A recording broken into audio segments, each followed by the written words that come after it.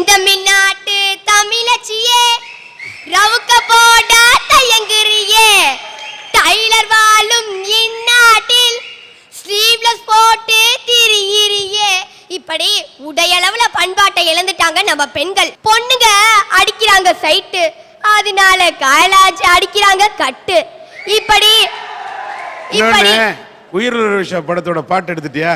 கட்டடிப்பம் கட்டடிப்பம் காலேஜுக்கு சைட்டடிப்பம் சைட்டடிப்பம் காலேஜ், அந்த பாட்டு எடுத்துட்டியா? இப்படி நாகரிக மோகத்துல கலந்தது அவங்க நட்டு, இது தெரிஞ்சா இவங்க வீட்டுல கிடைக்கும் திட்டு. இப்படியே பட்டு அவங்க வாழ்க்கையே கெட்டு கருகுது இந்த பூ மொட்டு. இந்த மாதிரி பெண்களை பார்த்துதான் சார் நான் பரிதாபப்படுறேன்.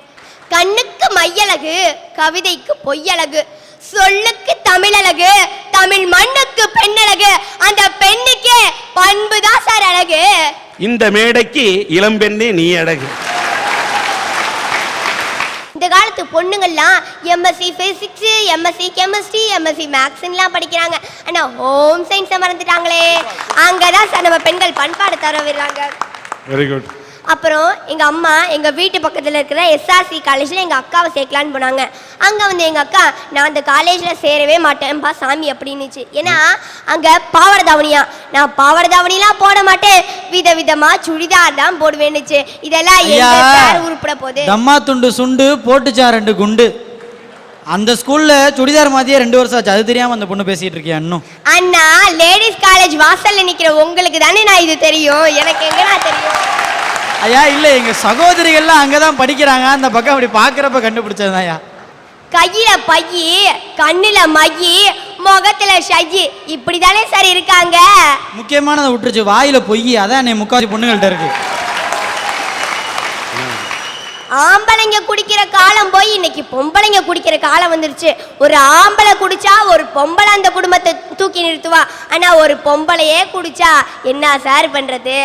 சும்மா தம் அடிக்கிறது தண்ணி அடிக்கிறது மட்டும்தாம்மா. சின்ன பொண்ணா இல்லையா, அந்த பொண்ணுக்கு அவ்வளோதான் தெரிஞ்சிருக்கு.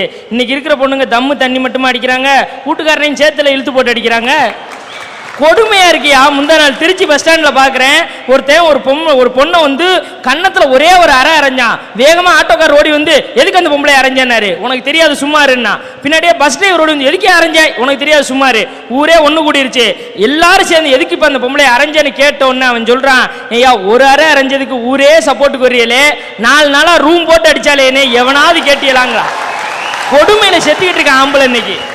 மேலை நாட்டு மக்கள்லாம் நம்ம நாட்டு கலாச்சாரத்தையும் பண்பாடையும் மதிக்கிறாங்க. ஆனா நம்ம நாட்டு மக்கள் நாகரிகங்கிற பேர்ல அவங்க நாட்டு கலாச்சாரத்தையும் பண்பாடையும் பயன்படுத்திட்டு இருக்காங்க சார். அதனால நாகரிக மோகத்துல பண்பாட்டை இழக்கும் பெண்கள் தான் ரொம்பவே பரிதாபம் சொல்லிக்கிறேன் சார். கிளாஸ்ல sin θ cos θ tan θ is equal to நீ ஒரு நிமிஷம் நிறுத்துனா, அதுக்கு பதிலா sin θ cos θ tan θ வீட்டா நடந்துட்டீங்கன்னா நாங்க எவ்வளவு ஹாட்டா படிப்போம் டீச்சர்னா. இல்லே தம்பி, நீ சொல்ற மாதிரி இதை மாத்த முடியாது, இது திரிகோணமிதிடான்னு. இது திரிகோணமிதி இல்ல டீச்சர், நீங்க நடத்தி நாங்க கேட்கணுங்கிற எங்க தலைவிதி டீச்சர்னு சொன்னா சார். எங்க ஸ்கூல்ல ஒரு வாத்தியார் ரொம்ப நல்ல மனுஷன் சார். தான் உண்டு தான் வேலை உண்டுன்னு இருப்பாரு. அவரு கொஞ்சம் ஸ்ட்ரிக்ட். திடீர்னு எங்க ஸ்கூலுக்கு டிஓ விசிட் வந்துட்டாரு. பாவம் அந்த டீச்சரு பார்க்கவே இல்லை. உடனே அந்த பசங்க, ஆஹா இதாண்டா சரியான சமயம், இவர் இன்னைக்கு மாட்டி விடுண்டா, எப்படியும் இவருக்கு ஒரு ஆப்பு வைக்கணும்டான்னு நினைச்சாங்க. சார் உங்க சட்டையில நட்டுவாக்களி சார் அப்படின்னா, இந்த சாரு பாவம் பரிதாபம் உடனே, ஐயோ எங்கடா நட்டுவாக்களி, இலே சொல்லுங்கடா சொல்லுங்கடான்னாரு. அந்த பாவம் மனுஷன் சட்டையும் கட்டி விட்டு, இலையே சொல்லுங்கடா, இனிமேல் உங்களை அடிக்க மாட்டேன்டா, இலையே சொல்லுங்கடா, நட்டுவாக்களி நொட்டுன்னு ஓட்டுற போகுதுன்னு சொன்னாரு. சார் நட்டுவாக்களி உங்க பனியனுக்குள்ள அப்படின்னாரு. பாவம் மனுஷன் பனியனையும் கழட்டி போட்டுட்டு, இலைய மறுபடியும் சொல்லுங்கடான்னாரு. டிஓ உள்ள வந்தாரு. யோ என்னையா கிளாஸ் எடுக்காம பசங்க முன்னாடி பிரேக் டான்ஸ் ஆடிக்கிட்டு இருக்கேன்னு. அப்பதான் சாருக்கு புரிஞ்சிச்சு, இந்த பயலுக நம்மள மாட்டி விடுறதுக்கு தயா அப்படி பிளான் பண்ணிருக்காங்கன்னு. உடனே சார் சொன்னாரு, நான் டான்ஸ் ஆடல சார், இதுதான் முதுகு தண்டுவடம், இதுதான் இதயம், இதுதான் வயிறு, இதுதான் கையின்னு உடல் உறுப்புகளை பத்தி பாடம் நடத்திட்டு இருக்கேன் சார்னு சொன்னாராம். ஏதோ அதுக்கு பேரு தான் டைமிங்னு பேரு. ஏதோ அந்த வாத்தியார் நீங்க சொன்ன மாதிரி சமயோஜ புத்தியால தப்பிச்சாரு. எனக்கு ஒரு பழக்கம் இருக்கு சார், ஏதாவது ஒரு பாடத்தை பசங்களுக்கு புரியலன்னா ஒரு பாட்டாவோ ஒரு ஜோக்காவோ சொல்லி நடத்துறது என்னோட பழக்கம். நான் அப்படிதான் சொல்லி கொடுத்தேன். I am a little teapot, short and stout. எங்க சொல்லுங்கடானே ஒரு பைய கூட வாயை திறக்கல. சரி ஒன்றும் புரியல போல இருக்கு, நம்ம வேற விதமா சொல்லி கொடுக்கலான்னு சொல்லி கொடுத்தேன். I am a little teapot, short and stout, chungu chukka. This is my handle and this is my spout, chungu chukka. When the water is boiling, hear me shout, chungu chukka. Just lift me up and pour me out, jintak jintak jintak jintak jintak. போட்டு சொல்லி கொடுத்தேன் sir. அந்த DO ஏன் கிளாஸுக்கு வந்தாரு.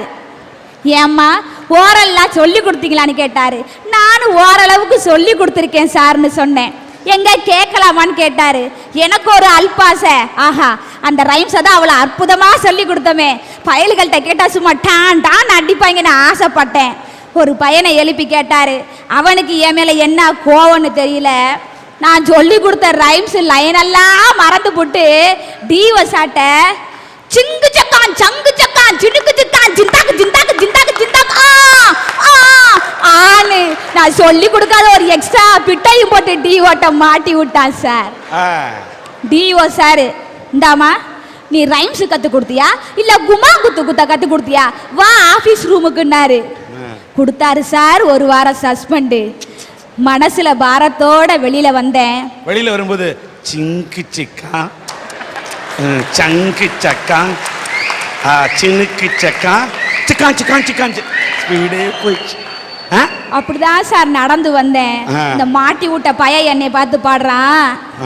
பாட்டாலே புத்தி சொன்னா பாட்டாலே மாட்டிக்கிட்டா, மாட்டி விட பாடுபட்டேன் அந்த வேட்டுக்கள் பல விதம்தான் சொன்னாயா. சரி பசங்க தான் அப்படி கிண்டல் பண்றாங்கன்னா பொம்பளை பிள்ளைங்க என்னமா கிண்டல் பண்ணுது சார். இந்த லூசு பெண்ணுங்கிற பாட்டு எல்லா இந்த ரசிகர் மக்களுக்கு அத்தோ பேரோட நாட்களையும் சொடக்கு போட்டு சொல்லண்ட பாட்டு அது. அந்த பாட்டை வச்சு பாடுது. லூசி டீச்சர் தினமும் வந்து அதுவா நின்று தனியா புலம்புது. கிளாஸே கிடைக்கலையா, வேற கிளாஸே கிடைக்கலையா, தனியா நின்று புலம்ப வேற கிளாஸே கிடைக்கலையா. லூசி டீச்சர் தினமும் வந்து அதுவா நின்று தனியா புலம்புது. இப்படியாப்பட்ட மாணவர்கள்ட்டையும் நாங்க தினமும் ஆலேந்து நவ் வரைக்கும் அடி வயிற்றுலேருந்து எங்க மூச்சை இழுத்து பிடிச்சி எங்களுடைய ஆயுள் காலத்தையும் குறைச்சிட்டு வாழ்ந்துட்டு இருக்கமே சார். நாங்க தான் பரிதாபத்துக்குரியவங்க. எல்லாரும் சொல்றீங்க ஆசிரிய பணி அற பணி, அதை அர்ப்பணின்னு எங்களை பணின்னு பணிந்து தானே சார் போக சொல்லியிருக்கீங்க. எங்களை வாழ்க வளமுடன் எங்களை வாழ்த்தி விடுங்க சார். நாங்க பரிதாபத்துக்குரியவங்களா இருக்க மாட்டோம். இந்த நாட்டில் பட்டொலி வீசுவோம் சார், பட்டொலி வீசுவோம். அரட்டை அரங்கம் வித்தியாசமான பல தலைப்புகளை பார்த்திருக்கிறது, வேடிக்கையான பல பேச்சாளர்களை பார்த்திருக்கிறது. இங்கு பேச வந்திருக்கும் தான் ஒன்றும் வேடிக்கையானவளும் அல்ல, புதிதானவளும் அல்ல. ஐயா தயவு செய்து தீர்ப்பை எழுதுவதற்கு முன் ஆசிரியராக நான் பாதிக்கப்பட்டவள் என்ற முறையில் எனது சோகக்கதையை கேளுங்கள் ஐயா, கேளுங்கள். சொல்லட்டும் தொடர்ந்து சொல்லுங்கள். என்ன பண்ணி என்ன உரையாற்ற வந்தீர்கள் என்பதை தீர்ப்புக்கு முன்னால் நான் தருவது இருக்கட்டும் தீர்ப்பு. உங்கள் குரலால் இந்த மக்களுக்கு ஏற்படட்டும் ஈர்ப்பு சொல்லணும்.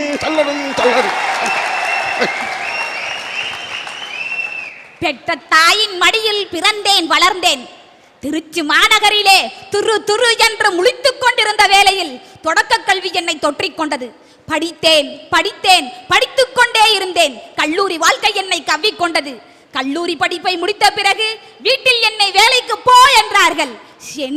சென்றேன் ஆசிரிய பணிக்கு ஆசையோடு சென்றேன். போனவுடன் மாணவர்கள் கேட்டார்கள், உனக்கு ஏன் இந்த கஷ்டம், வேறு வேலை கிடைக்கவில்லையா? கலாய்க்க ஆரம்பித்தார்கள். சின்ன பின்னமானேன்.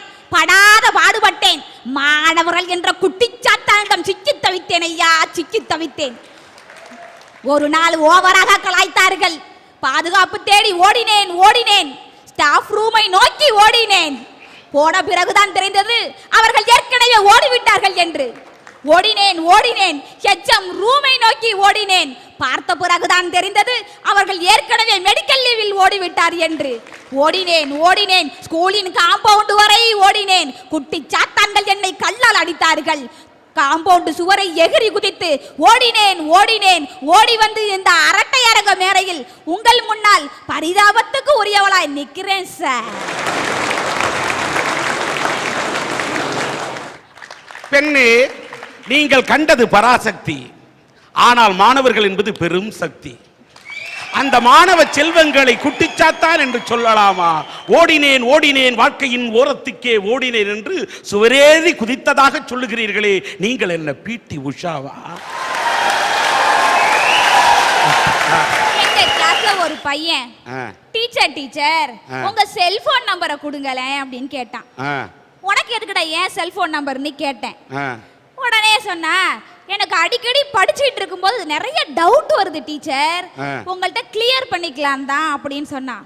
ஆடா, இப்படி ஒரு மாணவன் இருக்கானேன்ட்டு நானும் ஆசையோட என் செல் நம்பரை கொடுத்தேன் சார். எனக்கு கொடுத்ததுக்கு அப்புறம் தான் தெரிஞ்சிச்சு அவன் முந்தா நாள் நைட்டே இந்த விவேக் அவங்க வாத்தியார் ஒரு படத்துல கலாய்ப்பானே, எப்படி நீங்க வெறுந்தாசா லாடு லபக்கதாசான்னு, அந்த படத்தை என் முந்தா நாள் தான் பார்த்துருக்கான். அடுத்த நாள் காலையில எனக்கு 6 மணிக்கு போன் வந்துச்சு. நான் யாருன்னு கேட்டேன் போன்ல. அவன், நான் தான் டீச்சர் உங்க ஸ்டூடெண்ட் கணேஷ்னு சொன்னான். சொல்றா ராஜா, என்னடா காலையில 6 மணிக்கு போன் பண்றேன்னு கேட்டேன். இல்ல டீச்சர், எனக்கு ஒரே ஒரு சந்தேகம்னு கேட்டான். எனக்கு ஒரே சந்தோஷம். ஆடா, இந்த பையன் 4 மணிக்கெல்லாம் எஞ்சி படிச்சிருப்பான் போல இருக்குடா, அதனாலதான் காலையில 6 மணிக்கே டவுட் கேட்கறான்னு நினைச்சிட்டு, சொல்றா ராஜா, உனக்கு நான் எந்த சந்தேகம் வந்தாலும் தீர்த்து வைக்கிறேன் அப்படின்னு சொல்லி சொன்னான். எனக்கு தேங்காயில தான் டீச்சர் டவுட்டுன்னா.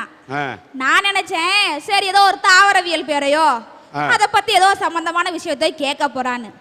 பொட்டாம்பார் ஒரு குண்டை. ஏங்க டீச்சர், உங்க வீட்ல தேங்காய் சுரண்டிய பயன்படுத்துவீங்களா இல்ல உங்க பல்லாலேயே சுரண்டுவீங்களான்னு கேட்டாங்க.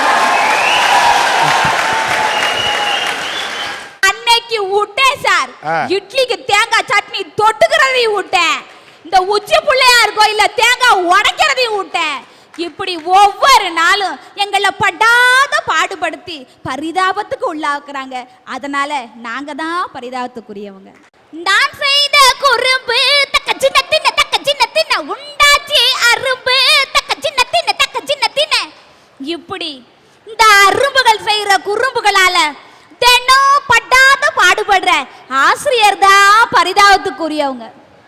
இப்படிதான் சார் ஒரு ஸ்கூலுக்கு ஏஇஓ விசிட் வரேன்னு சொல்லிட்டாரு. அந்த ஸ்கூல்ல ஒரு பையன் எந்த கொஸ்டினை கேட்டாலும் தெரியாதுங்கிற வார்த்தையை தவிர அவனுக்கு வேற எதுவும் தெரியாது சார்.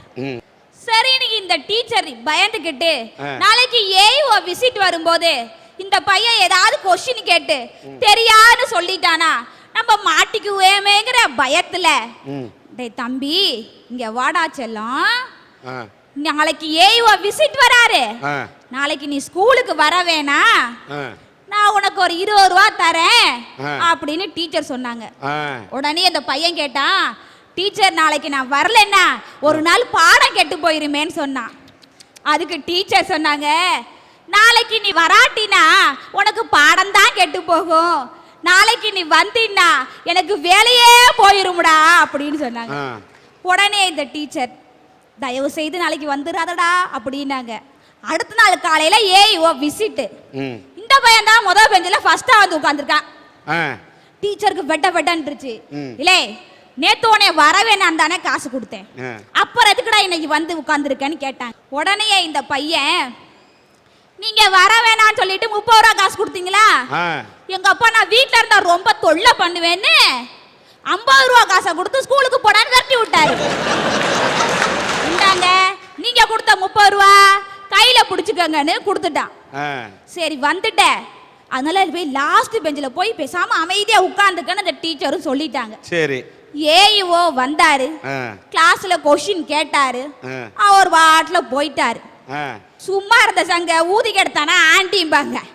அது மாதிரி இந்த பையன் நம்மள ஏஇஓ கொஸ்டின் கேட்காம போயிட்டாருன்ட்டு, sir excuse me, sir excuse me, என்னைய கொஸ்டின் கேட்காம போறீங்க அப்படின்னா, உடனே வாடா தம்பி நான் உன்னை கண்டிப்பா கொஸ்டின் கேட்கிறேன்ட்டு, டீச்சர் நீங்களே கேளுங்கன்னாரு ஏஇஓ. டீச்சர் அறிவாளி இல்லையா, சமத்தா கொஸ்டின் கேட்டாங்க. ஏண்டா தம்பி தெரியுங்கிற வார்த்தைக்கு எதிர்ச்சொல் என்னன்னு. உடனே அவன் தெரியாது டீச்சர்னா. உடனே பரிதாபமா டீச்சரு சரி இதோட போதுன்னு சொல்லிடுவான்னு நினச்சிக்கிட்டு பார்த்தாங்க ஏஇஓவை. ஏஇஓ வெரி குட்ரா வெரி குட்ரா, கேளுங்க அடுத்த கொஸ்டின். டீச்சர் கேட்டாங்க, தம்பி ஆந்தைக்கு பகல்ல கண்ணு தெரியுமான்னு. அவன் உடனே தெரியாது டீச்சர்னா. ஏய்வோ வெரி குட் வெரி குட், அடுத்த கொஸ்டின்னாரு. என் டீச்சருக்கு வைத்த கலக்க ஆரம்பிச்சிருச்சு. தம்பி அம்மாவாசை அன்னைக்கு நைட்ல நிலவு தெரியுமான்னு. இவன் தெரியாது டீச்சர்னா. சூப்பரப்பு சூப்பரப்புன்னு ஏய்வோ பாராட்டிட்டு, நல்லா பிள்ளைங்களுக்கு பாடம் சொல்லி கொடுத்து அறிவா வளர்த்து வச்சிருக்கீங்கம்மான்னு பாராட்டிட்டு போயிட்டாரு. இப்படியெல்லாம் எங்களை படாத பாடுபடுத்தி எந்த நேரத்தில் காலவாரி விடுவானே தெரியாது சார். அதனால தான் நாங்கள் பரிதாபத்துக்குரியவங்கன்னு சொல்கிறேன். படம் பேரு முந்தான முடிச்சு, அதுபோல டீச்சர் கையை பிடிச்சி போட்டு படிச்சு நான் ஆக போறேன் ஹைகோர்ட்டு ஜட்ஜிங்கிறான் சார். 1ஆம் கிளாஸ்ல போடுறதுக்கே முந்தான முடிச்சு மாதிரி அழகான டீச்சர் வேணும்னு கேட்கிறான் சார். இப்படி எல்லாம் எங்களை தினம் படாத பாடுபடுத்தி உங்க வீட்டு குறும்பு எங்க வீட்டு குறும்பு இல்ல, ஒத்த கால்ல நின்று ஒண்டி முத்து மாதிரி சண்டித்தனம் பண்ற பசங்க கிட்ட நாங்க படாத பாடுபடுறோம். நாங்க தான் பரிதாபத்துக்குரியவங்க. ஏறு ஓட்டுறவன் ஏப்ப சாப்பியா இருந்தா மாடு மச்சான்னு கூப்பிடுமா. ஆமா சார், அப்படிதான் இருக்கு இன்னைக்கு எங்க பொழப்பு. எங்க ஸ்கூல்ல பசங்கள்ட்ட தமிழ்ல நல்ல அறிவை வளர்க்கலாமேன்னு இலே எல்லாரும் இன்னைக்கு நோட்டை எடு, புதுசு புதுசா வார்த்தையை கண்டுபிடிச்சு கொண்டாந்து எழுதி காமின்னு. ஒருத்தன் வண்டல் எழுதிட்டு வந்தேன். என்னடான்னு கேட்டேன், இது மண்ணு பேரு டீச்சர்னா. முதல் எழுத்த மாத்தி இன்னொரு வார்த்தை கொண்டு வாடான்னு மெண்டல்னா. சரிடா இத போய் ஒரு வாக்கியமா எழுதிட்டு வான்னு சொன்னேன். கொண்டு வந்து நீட்னா, நீயே படிடான்னு சொன்னேன். டீச்சர் இத நான் படிச்சா நல்லா இருக்காது, நீங்களே படிங்கன்னா. அதுல நான் ஒரு மெண்டல் எழுதியிருந்தேன். என்னடான்னு கேட்டேன். இதுக்கு பேர் தான் போட்டு வாங்குறது அப்படின்னா. இப்படி எங்களை மெண்டல்னு கிண்டல் செஞ்சு கீழ்பாக்கத்துக்கு அனுப்புற பயல்களை வாழ்க்கையில உயர்த்தணும்னு நினைக்கிற நாங்க எவ்வளவு படாத பாடுபடணும். அதனால தான் நான் பரிதாபத்துக்குரியவங்கன்னு சொல்றேன்.